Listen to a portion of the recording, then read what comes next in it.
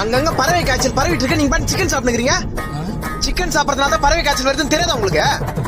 டேய் இது சிக்கன் பேசாதப்பா, டேய் இது பேசாதம்மா. சும்மா பறவை காய்ச்சல்னால பாதிக்கப்பட்டு ஆந்திரா ஹாஸ்பிட்டல் அத்தனை பேர் அட்மிட் ஆயிருக்கா, தமிழ்நாட்டு ஹாஸ்பிட்டல் இத்தனை பேர் அட்மிட் ஆயிருக்கா, இன்னும் இந்தியா முழுக்க எத்தனை பேர் அட்மிட் ஆக போறாங்களோ. பறவை காய்ச்சல் அப்படி பரவிட்டு இருக்கு. பறவை காய்ச்சல்னா நீங்க நினைக்கிற மாதிரி பறந்து போறது இல்ல, ஜுரம் வந்து இறந்து போறது. டேய் புரியுதுடா. ஆனா சிக்கன் எந்த கல்ல வாங்கினா பேசாதப்பா, டேய் ஒரு நிமிஷம் சொல்றேன். பேசாதம்மா. சிக்கன்னால அந்த நோய் பரவுதுன்னா அப்படிப்பட்ட சிக்கனை நம்ம தொடக்கூடாது. பக்கத்து ஏரியா ஷீலா ஆண்டி மேல மட்டும் அவ்வளவு அக்கறை ஆகுறல, ஏன் உங்க உடம்பு மேல உங்களுக்கு அக்கறை இல்லையா?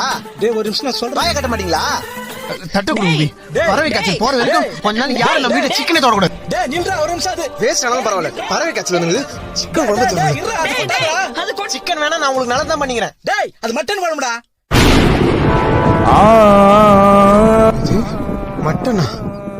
நாட்டுக்கோழி மாதிரி இருந்தது. தகுத தகுத தகுத தகுத தகுத